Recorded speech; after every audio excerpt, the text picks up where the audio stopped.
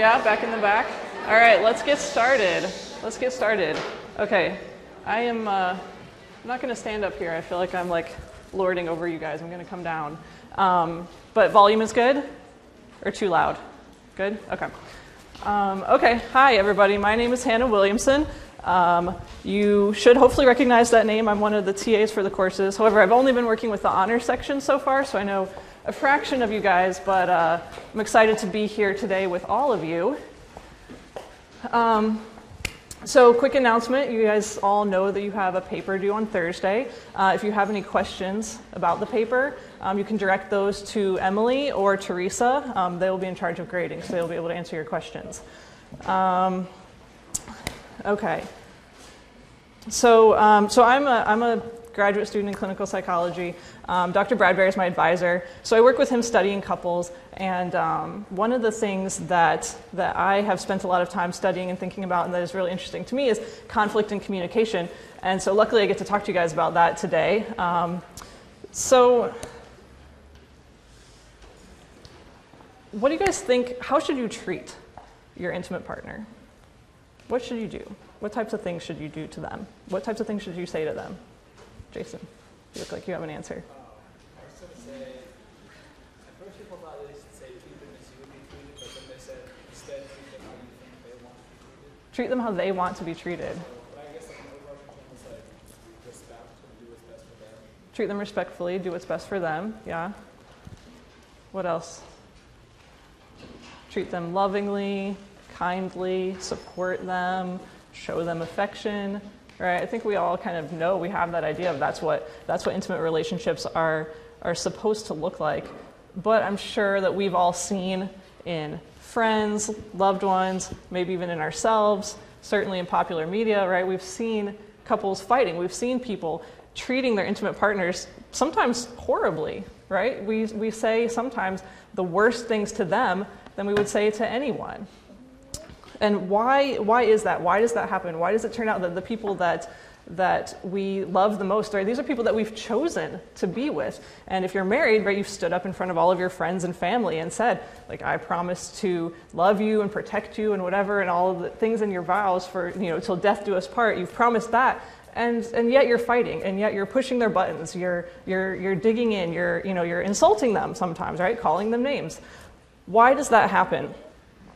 So this lecture today kind of kicks off the second half of the course that's talking about interaction in couples and why people behave the way that they do. We're not going to answer that question fully today. That's going to keep unfolding throughout the second half of the course. But today what we're going to talk about is first of all, what is conflict? What is communication? What does it look like? How do we study it? What are the methods that we use to figure these things out? What's good and bad communication? And what do those things mean for the long term of the relationship? Okay, so take you back just for a second to the history of this. So divorce rates back in like the 40s and 50s were really low. And so when a few people did get divorced, there was kind of this assumption that it was something about them. So something, that was their problem. There was something wrong with them. That's why they were getting divorced, some sort of personality thing or something like that, right? But as we got into the 60s and 70s, divorce became more common and was not really a taboo. And therefore, couples therapy became much more common. As more and more and more people were experiencing distress, were thinking about getting divorced, these people were looking for help. And before that, couples therapy didn't really exist. So with these skyrocketing divorce rates, with 50% of couples getting divorced, we can no longer say that that's just an individual problem, that those are weird, disordered people, right? 'Cause that's half the population. So clinicians, researchers started thinking about something going on in these relationships that's causing divorce. And when people are coming in to clinicians, the biggest thing that they're complaining about is conflict. They're fighting, right? They say, we're fighting all the time. And so these clinicians then decided, okay, these couples, they don't know how to communicate well. So their interactions, they're aversive, they're punishing, just like you guys learned about in social learning theory, right? So they're being mean to each other, and that's going back and forth and affecting their relationship, right? We mold our partners. So they had this idea that these couples, the couples who are divorcing, the couples who are coming for therapy, they're communicating badly, And so we need to figure out how to teach them to communicate better, and that's gonna resolve this problem. So the first step is to say, what are unhappy couples doing? Right? What does it look like? What are they doing that's making them unhappy? So Kurt Levine, he's a seminal social psychologist, one of the fathers of social psychology. This was kind of his idea for what that would be. So first of all, he says, conflict arises when one person pursues his or her goals, and in doing so interferes with the other person's goals. Okay, so let's stop right there and take that part. So you can see there that if that's the definition of conflict, that just basically means two people, they want things that aren't exactly the same. So that's going to come up all the time, right? That's going to come up with like everyone you interact with, that you two don't want the exact same thing, right? People, their partners are not the same person as them. And it could be, it could be something really small, right? You want to go to bed early, but I want to stay up and watch TV tonight, right? So we both have different goals that are interfering with each other. It could be bigger, right? You want to move to another city, but I want to stay here where we are. Those are conflicts, those are situations, those arise all the time. And in fact, because we spend so much time with our intimate partners, we're actually likely to have more conflicts with them than anyone, really. So then the second part of this quote, responses to this interference can vary in many ways. So that's where the problem arises. All right, conflict is always going to happen. Conflict in and of itself is not bad, but it's how you respond and how you try to deal with that conflict where problems can happen.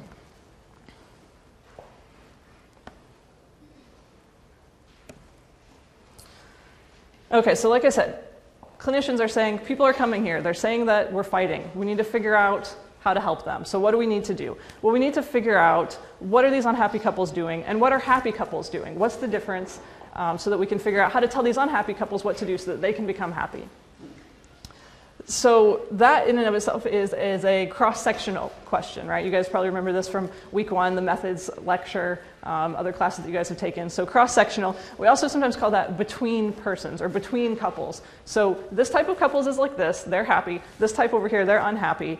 And so we want to know what the difference is between those groups of couples. So we're looking at them one slice in time, what's the difference?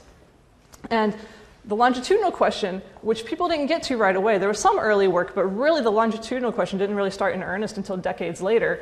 But that question is also what we call a within person or within couple question. So we take a couple, we follow them over time, so that's the longitudinal part, right? We follow them over time. We look at how their satisfaction changes. Are they getting happier? Are they getting unhappier? And then what happened to them to make the changes within that couple. Okay, but like I said, back 60s and 70s, the research was starting with these cross-sectional questions. So we want to know about communication. So how do we study that? Well, the first thing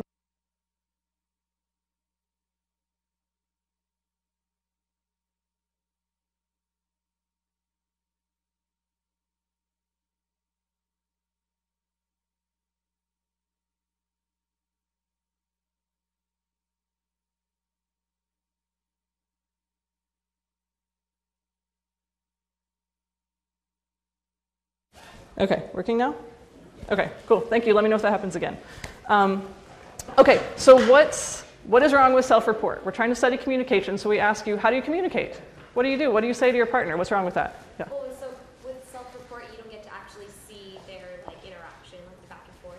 Yeah, so what might be different about what they're saying and what we see? It might not be, it's going to be biased. It might not actually be what they, how they communicate with their partner. Yeah. It's how they think they do. How they think they do, yeah, exactly. Yeah, do you want to add to that? The things that they can remember and recall from a certain situation. Right, so if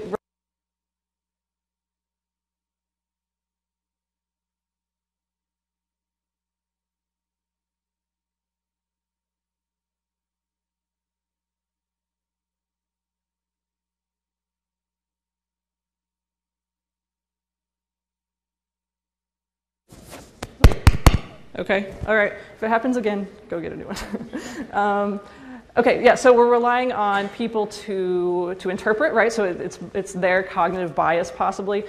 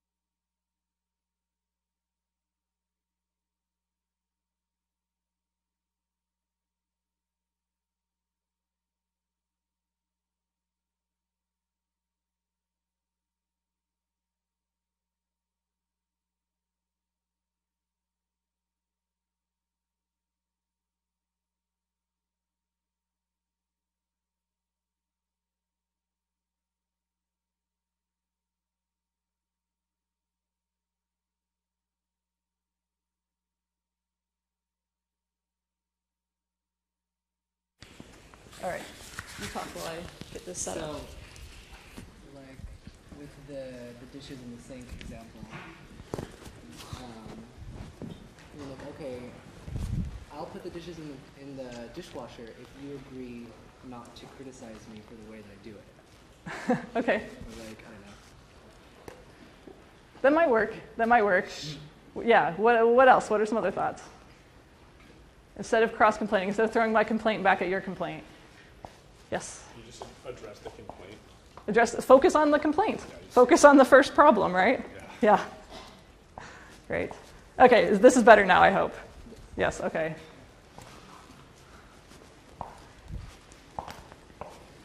Okay, and then the last one up here is prescription. So that is telling your partner what to do. Okay, so you need to put the dishes in the dishwasher. You need to get a job. You need to listen to me when I talk to you, right? Telling them what they need to do to fix the problem. So what do happy couples do instead of telling their partner what they need to do? Yes?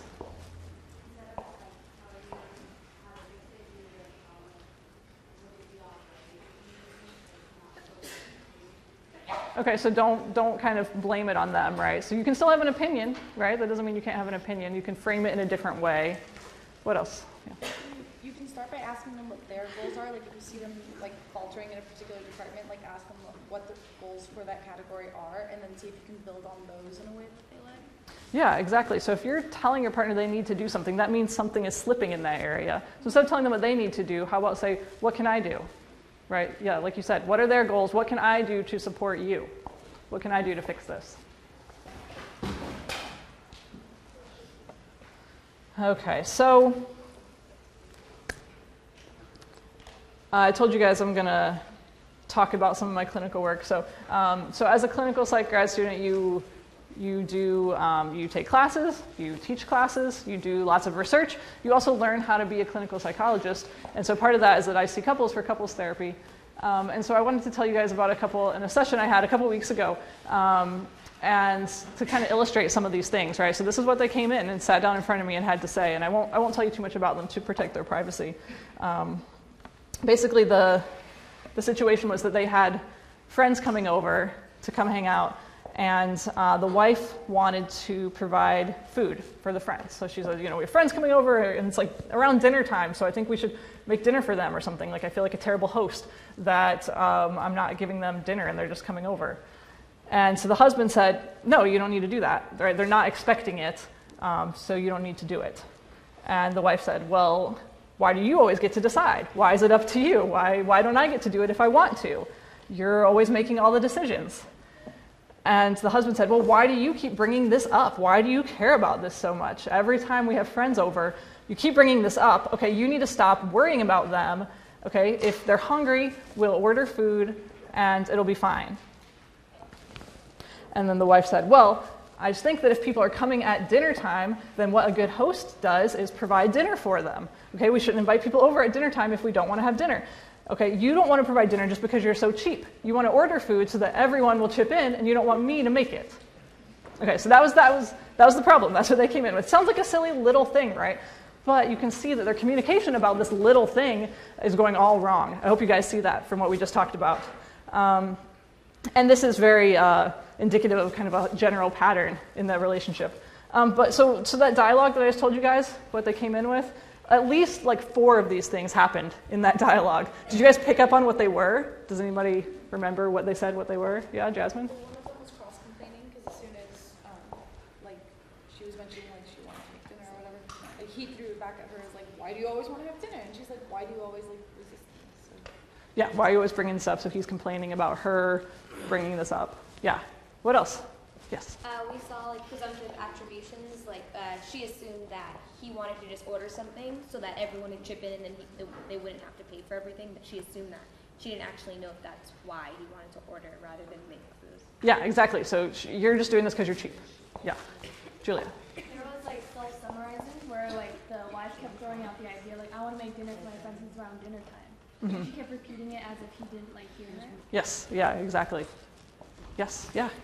There was the kitchen sinking, because then she said like, oh, why are you the one deciding, everything? So Yeah. they weren't even talking about that. Right, you always get to make all the decisions, and I never get to, and yeah. I think that was it. Was there any others that I missed? No, okay. So yeah, a lot can go wrong in just a couple sentences, right?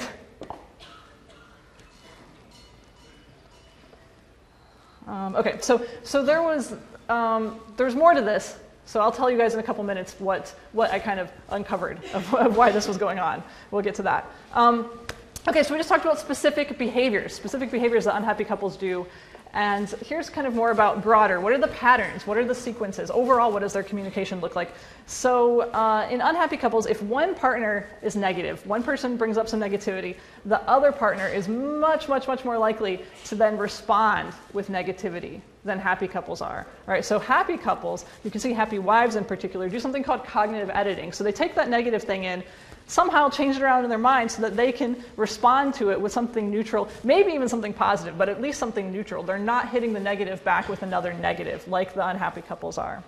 And so when you hit a negative with a negative, another negative is going to come back, then another, then another, then another. Right? You've got negative reciprocity. You've got this kind of downward spiral, the cycle that's going on. And it's really hard to get out of that. Right? Unhappy couples have a really hard time getting out of that negative cycle because they don't have kind of this broad repertoire of different behaviors that they're doing. Their main thing, their main go-to, the majority of the time is negative. So if that keeps happening, they're not going to get out of the negative cycle. Whereas happy couples have a broader range of behaviors that they respond with, so that can help them cut off these negative cycles sooner. So what often has to happen to cut off a negative cycle, first of all, obviously, is don't respond with negativity, right? So respond with something at least neutral, if not positive. What that can look like, though, is what we call a soft disclosure. Okay, so the negative cycle is usually hard emotions. Do you guys know what that means? What do you think? What is a hard emotion? Like anger, right? You have a question? Yeah, what yes. do you mean by soft disclosure? I will tell you that in just a second. Yes. So a hard emotion, or sometimes we call them primary emotions, that is something like anger, upset. And then usually every primary emotion or hard emotion has a soft emotion underneath it, right?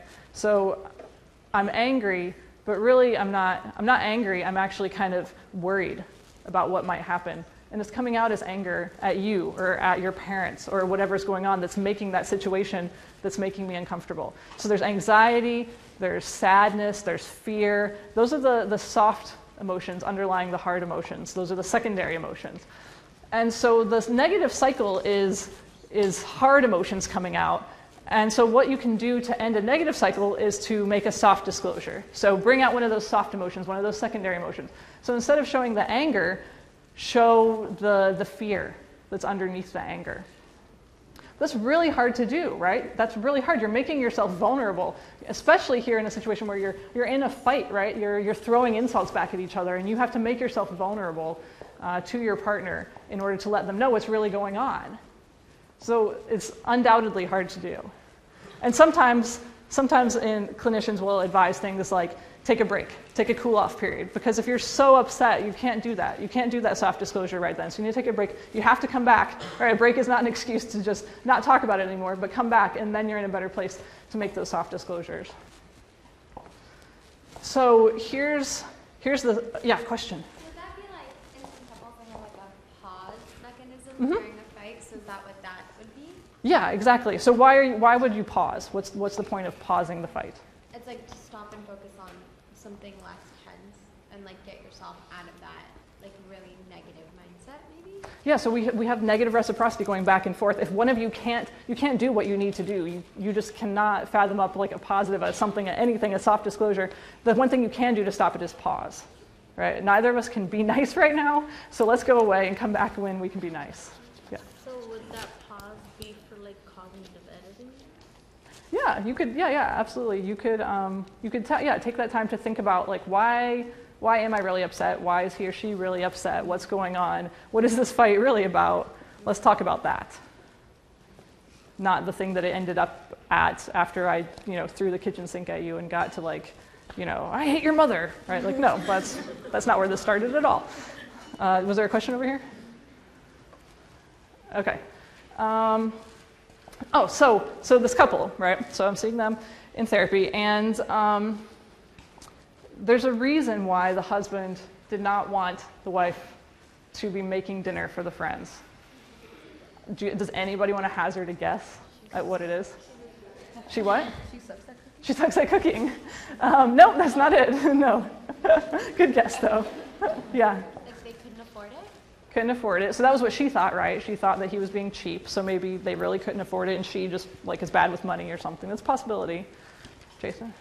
Maybe was that, like, she never ever cooked for just them or something? But she Okay. So he might be, like, jealous that she wanted to cook for friends or something. Yeah. Also, you guys are probably never going to guess it, but this is still interesting. And yeah. Maybe she was like stressed out with other stuff, and he didn't want her to add something unnecessary, something back onto her. Okay, so he was actually trying to help her by like lessening her stress, but didn't do it in a very good way. Maybe that's totally possible. Luke?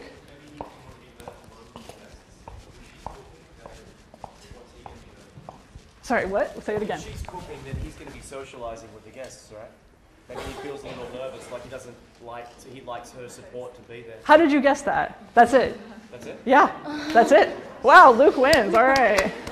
Yeah, so I'll repeat what he said. He did not want to be left alone with the guests. They had friends coming over, but he was really socially awkward, really scared of being left alone in the living room entertaining the friends while she was in the kitchen cooking, because their dynamic in their relationship was, this was part of what attracted them to each other. She was really social, really great in social situations, could talk to anyone, could kind of bring him along and help him and make him feel comfortable. He was not good in social situations. He was very quiet and introspective, which she liked about him, right? She liked that he had this kind of calming influence on her. They liked those opposites, but the opposites brought in some problems. And so he felt vulnerable. He didn't want to be left alone, but he didn't tell her that. Okay, instead he said, why do you keep bringing this up? Every time we have friends over, why do you keep bringing this up? Wow, I'm amazed, Luke. Good job. Okay, so had he made that soft disclosure, then that conversation would have gone really differently, right? And so finally in session we did get to that. We did figure out why he didn't want it, and they talked about that, and that gave the wife a whole different perspective, right? Then that's bringing her sympathy for him, right? Instead of being upset, and then figuring out what can we do. That's the problem. Well, what can we do so that I can provide food for the friends and you can be comfortable? Okay, so back to the question I started with. Why do we do negative things to our partners? And I hope that you guys have already figured that out a little bit, right? That it's hard. It's hard to make yourself vulnerable. It's hard to make those disclosures. Another reason is from social learning theory, sometimes we reinforce our partner's negative behavior. And we do that because somehow it seems to be getting us closer to our goals. In that moment, it's getting us closer to our goal. So the example of this is demand withdrawal. So what demand withdrawal is, have you guys heard about this? Do you know what it is? No? Okay, so demand withdrawal is, the demand is a request. So demand is maybe a little bit of a misnomer. It doesn't have to come across as demand yet, right? It starts with just a request. I would like to go to my parents' house instead of your parents' house for Christmas this year. That's the demand. My husband doesn't want to do that, so he says, okay, all right, so that's like a long way off. We'll talk about it later. That's the withdraw, right? He doesn't want to do that, so by putting it off, withdrawing from the conversation, he gets what he wants in that moment, which is that we have not changed the plans. He's getting what he wants for Christmas still. He says, okay, we'll talk about it later. Okay, well, later comes, right? It's a month later, so we haven't talked about this yet. I told you I want to go to my parents for Christmas and not yours, so we need to talk about this. Well, we can't make any decisions right now. We need to work out whatever, the travel plans and all that and blah, blah, blah. Put it off again, right? So withdraw again, keep putting it off. And then what happens? What happens to me? What do I have to do to keep bringing this request up? I have to keep escalating, right? So I have to keep nagging. I have to keep bringing it up.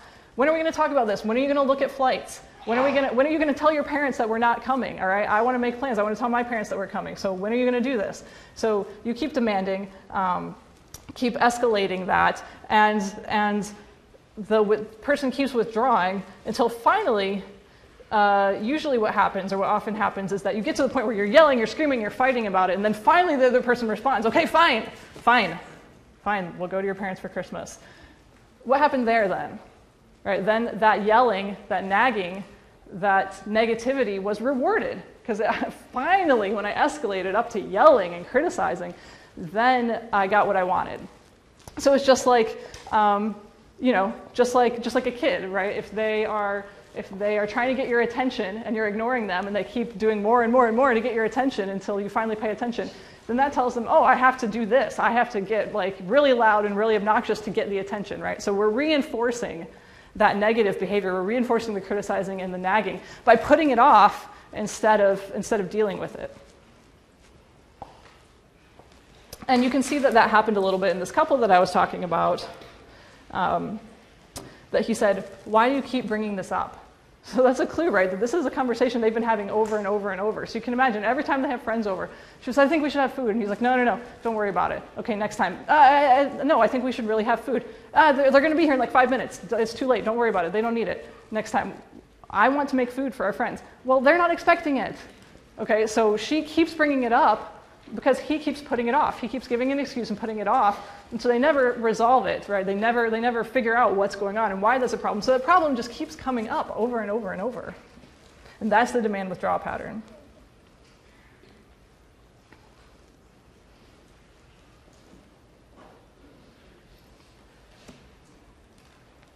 Okay, so we know what unhappy couples do now. Right, we figured that out. We know all those behaviors and more. Those are the things that unhappy couples do. And that was all cross-sectional. But the implication there, what the clinicians, what the social learning theorists, right, all assumed is that, okay, that's what the unhappy couples are doing.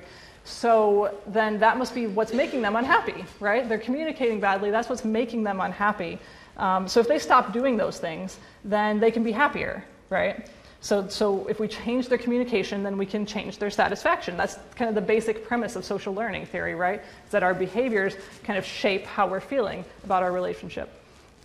And so then to find out if that's actually true, that's when we got to the longitudinal stuff, right? So I mentioned that earlier, the within couple. So we follow a couple over time and see this assumption, this social learning assumption, did this really pan out? So a couple of studies that looked at this. So back in 1989, Gottman and Krokoff, you guys may have heard of John Gottman. He's a very kind of seminal researcher on relationships. They did a study. They did a longitudinal study, one of the early longitudinal studies of couples. And what they found is that some couples had wives who were communicating negatively, right, expressing anger, things like that. So like we said, we watched them, coded them. We see that the wives are expressing some anger and some negativity. Then those couples actually were doing better over time. So when we translated this from cross-sectional into longitudinal, we weren't finding exactly what we thought we should be finding. And again, I want to say better. What better looks like in a marriage is declining less. Right, so you guys saw that I think 2 weeks ago, right? That what satisfaction trajectories look like over time. There's maybe some that's flat, some that are declining. There's unfortunately none that are going up. No one seems to be getting happier as their marriage progresses.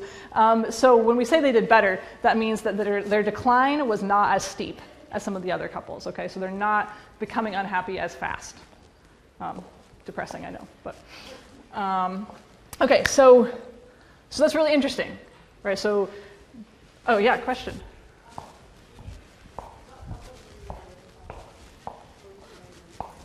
You said you were comparing the wives with negative behavior. So what are you comparing them to? Wives with positive behavior? Yeah, exactly. So yeah, they look at all the couples, they code their behavior, then they say, okay, these have wives that are being negative, these have wives who are being positive. What did their satisfaction look like over time? Okay, did you look at the husband or any other factors, just the wives? Yeah, so I should say this was done in 1989. I was 3 years old. I did not do this research. But yes, certainly they looked at lots of other behaviors. They found that for some reason the wife negativity was what was really, really working. Okay, so then Good question, though. Good question, because when you get kind of weird findings, you want to say, what's up with that, right? And so one of the things you want to look at certainly is methodological. What did they do? Did they do everything right? What's going on in that study? Did they screw something up that made them have this weird result? And so Dr. Bradbury, Dr. Carney, his colleague, who you guys will be seeing on Thursday, that's exactly what they did. They said, this doesn't make sense. This doesn't fit with our theory, right? Social learning theory is what kind of drives how we think about communication. This doesn't fit with that. There were flaws in that study, okay, including things like looking at a wide range of couples as far as how long they had been married. So if you look at couples who have been married for 20 or 30 years, the problem with that is that all the really unhappy couples have divorced already. Right? Those are the ones that we call kind of like the survivors. They haven't gotten divorced. They've stayed together a long time. So we expect that they're doing something right if they've been married for 20 or 30 years. So that's kind of a weird sample to look at. If you really want to see people who are, some people are doing things right, some people are doing things wrong, some are going to stay stable in satisfaction, some are going to decline, you just start right at the beginning. Start with newlyweds. Look at the beginning of the relationship. Right? The first 4 years is a really big period for divorce. Okay, so we want to look at people for the first couple years of their marriage. So that was one of the things, I think, amongst others, that they changed to improve on this Gottman and Krokoff study. So Dr. Bradbury and Dr. Carney, they did a much better study, and they found the exact same thing. Okay, they found that some couples, wife negativity, it wasn't bad. It in fact seemed like it was good for them. So what's going on? Right? Again, this is two findings. So one finding that could be totally spurious. Two findings. Replicated with an even better methodology, we find the same thing. We start to kind of believe this, right? That's how research works. We do more studies, kind of build it up. So more studies, we start to believe it. So what do you guys think is going on? Why might that be happening? That wife negativity is good? Yeah. So if wives are typically the ones who are better, like they lost the relationship more, if they're getting angry, whatever they're seeing in the relationship is getting brought up. So maybe they're talking about the problem if the wife brings it up, and then they can fix those problems. Yeah, so maybe that negativity is a reflection of problem solving, right? They're getting upset, but then that means that they're tackling the problems instead of ignoring them. Yeah, excellent hypothesis. Yeah. Better at relationship maintenance. Being negative, being able to anticipate preventive maintenance, basically seeing something that's becoming a problem and addressing it before it becomes a bigger issue. Right, so they're talking about their problems. That looks like negativity to us, but really maybe it's not. Maybe it's problem solving. Yeah. Other ideas? Yeah, I think those are excellent questions. Excellent ideas. Oh yeah, another idea. I'd say although they're probably not as well off as couples with positive outcomes, positive emotions, they might be better than people with no emotions or kind of insensitive or kind of just like. Right, so like we were talking about, like the guy who was totally checked out or something, right? So if you're just totally avoidant, you're not talking about anything, you're not showing any emotion, you have no opinion about what's going on in your relationship, that might be worse than actually having an opinion and getting upset, right? That getting upset might reflect that you still care about your relationship. Yeah, excellent hypothesis. Any other ideas? Okay, so what do we do when results don't make sense? They don't fit with our theory. Well, we do more research, right? So we try to figure out, we're looking overall at kind of positives and negatives, and this is getting a little weird. So we need to kind of break it down a little bit more, figure out, look at it more closely to figure out what's going on here. And so, again, this is another study that Dr. Bradbury did.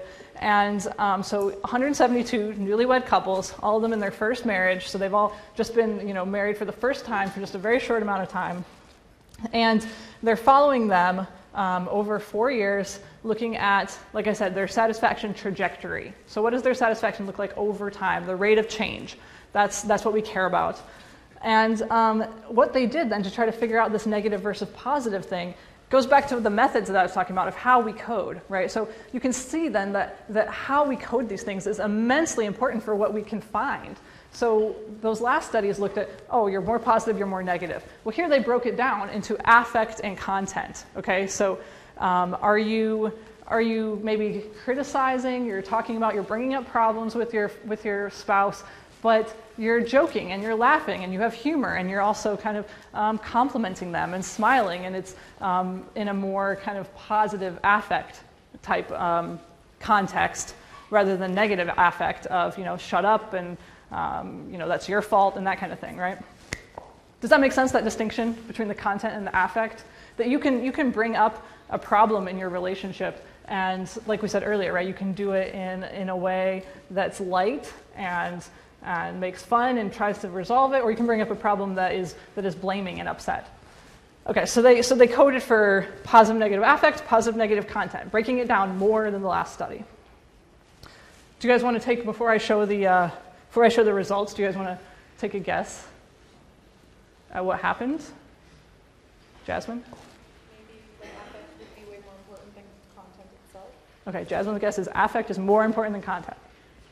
Okay, any other guesses? Alternative hypotheses? No? You guys all think that's it? I think regardless of the content that they talked about, couples who had more positive and negative affect were rated higher satisfaction. Okay, regardless of the content. So even if their content is super negative, if they have positive affect, that's your hypothesis? Yes. Okay. Any other guesses before we see?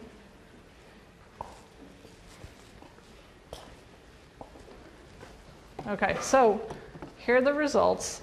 And so I'll tell you this right here. So this is their slope, their satisfaction slope. So like we were talking about, everyone goes down. That's why these are all negative numbers. So how much is your satisfaction decreasing over time? So a higher number up here would be better. It's decreasing less, okay? So that's satisfaction. And then we have here negative, low negative, and high negative, okay? So here, when the couples are low in negative content, okay, so not a lot of the blaming, the criticism, the contempt, that type of thing. So low negative content, they're essentially the same. These are not significantly different. Okay, so when you're not criticizing your partner, blaming your partner, it doesn't really matter, right? The positive affect, the low or high positive affect doesn't matter. But over here, high negative content, so when they were being more negative, dealing with tough problems possibly, this is where the positive affect really, really became important. You can see here that couples who were high on negative content and low on positive affect, that's right here, they had the steepest decline. So their satisfaction is going down faster than anyone else. And then over here, right, when they're low on negative content, or excuse me, high on negative content, but high on positive affect, this actually looks the same as these who were low on negative content. So that's what we would call buffering. Right, have you guys heard that term? Buffering. So the high positive affect buffered the effect of the high negative content. So that did not have the same effect on their satisfaction when they were having negative content in the context of positivity. Does that make sense? Questions about that?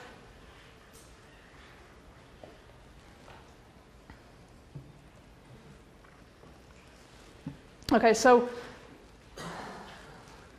couples will only experience faster declines in satisfaction when their positive content, their positive affect is low.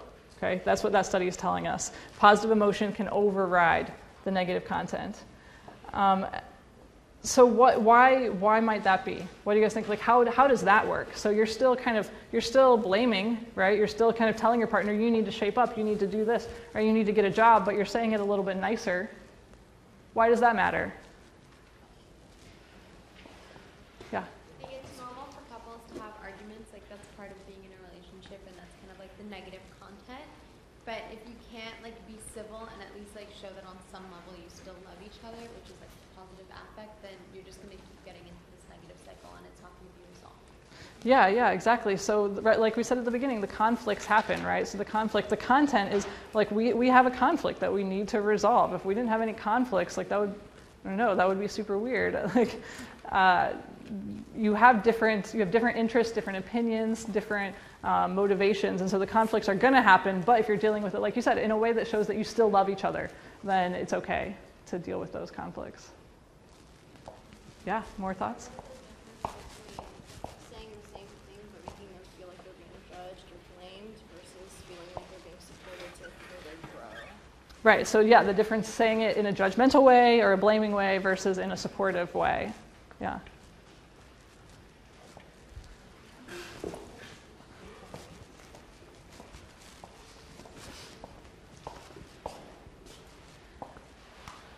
Okay, so one final slide, one more study I wanted to tell you guys about. If you downloaded the slides before last Friday, you don't have this one, but don't freak out. It's on the website. You can get it. So this is a study that, like I said, when we get results, right, that are weird or intriguing, or we might call them, then we do another study. And by we, I mean, right, relationship scientists in general. Okay, so this was a study done by Jan Kiekel-Glaser at Ohio State, and she broke things down a little bit differently. Okay, so she's a psychoneuroimmunologist, and so what she did was have newlywed couples come in to the special hospital wing for 24 hours. Okay, 24-hour stay there. They did a ton of stuff. I'm going to tell you about one little thing that they did. So they had blood samples taken and analyzed for various hormones that were reflecting how stressed they are. So cortisol, epinephrine, norepinephrine, et cetera. And this is looking at epinephrine levels. Epinephrine, also called adrenaline. And so what these couples did is they had a baseline observation right over here to kind of see what's their normal level of these stress hormones. Normal, I guess, when you're like sequestered in a hospital with people drawing your blood, but what's their baseline level, and then they have a 30-minute discussion. That's right here, and they monitor their stress hormones throughout. I've actually seen a video of what this procedure looks like. It's kind of crazy. So they're sitting across from each other, and there's a sheet right next to them, and each person has their arm sticking out the sheet, and as they're talking, there's like a nurse on the other side with like a little port in their arm drawing blood at various intervals while they're talking. It's insane, but really cool. So then they're monitoring what do their stress hormones look like while they're talking to their partner. Okay, and then they got these couples 10 years later. Okay, that's a really long follow-up time, right? 10-year longitudinal study. Looked at what happened to them. Okay, and so we can see here this blue line. This is people who 10 years later were divorced. This line, this purple one right here, is people who were still married but very unhappy, okay, very distressed couples. And then this bottom line here is people 10 years later, still married, still happy. So what is going on? What are you guys noticing about these trends?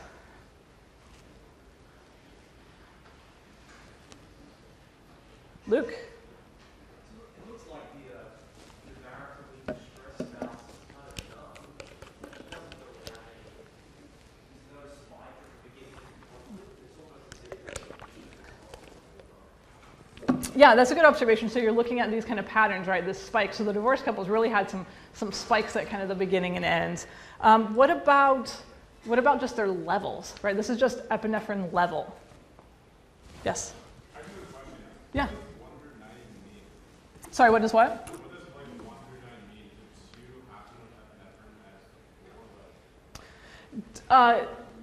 You shouldn't take those as like levels that mean anything, right? I actually don't know. It could have very well been like transformed to be on this scale. So it's the numbers don't mean anything as much as the relative placement of the lines. But yes, good question. Sorry, I didn't say that. Yeah, Sabian. It's interesting that the divorced couples, their baseline is lower than the distressed ones. So that means that like they have less stress hormones in them, like normally, yeah. than the couples that are distressed. Yeah, and so maybe these spikes up here feel even worse for them possibly because it's that much different than what their normal is. Whereas like Luke said, they didn't actually go up too much, right, over time. But both of these two groups have much higher levels of adrenaline during the conversation than the happy couples. So what that means is that these conversations that they're having, they're becoming physiologically aroused, right? These are stress hormones. They're getting kind of upset and aroused by these conversations with their spouses. Whereas if they are happy, then these conversations aren't upsetting them, right? And so to make a connection back to the last study, maybe that's the effect that the positive affect is having, right? If you're saying things nicely, then you're not getting upset, you're not getting stressed out during that conversation. And this is huge. I mean, this is huge. This is 10 years later, right? Their divorce rates. Yes. Even though they're distressed, how come they kind of are balanced out during the beginning, mid? They're not like really increasing or decreasing, and then finally. These? Yeah. Why is it kind of stable? Why are they stable? Yeah. I do not know. What do you think? What's an idea? Maybe they're just like they're used to the way how the other person reacts and it doesn't really. Maybe if they're, yeah, so these two, if they're in already unhappy relationships, then maybe their baseline is more stressed out, right? You can think about if you're unhappy in your relationship, you're around this person all day, every day, maybe you have a higher starting point of stress, possibly, right? Versus you're not as stressed because you have a partner that you like. Yeah, Daniel, question? Did they look at how the different couples were like in terms of emotional regulation? So like, my assumption here is the people who ended up being divorced were people who were already like, who already tended to react like really quickly, you know, like a borderline would. Mm-hmm. Like, did they look at that at all? Or no? Yeah, so they question about if they looked at kind of their behavior also. So they did, of course, they coded these, they looked at their behavior, negative, positive, all of that. They found, though, that when they came back 10 years later to look at their divorce rates, that was epinephrine, it was these stress hormones that was more predictive than their behavior, than what they were doing. So how they were feeling during that conversation was more predictive than the actual words that they were saying. Okay, I hear lots of movement and people packing up. We're not, am I over, Emily? No, okay. All right, then sit down, be quiet.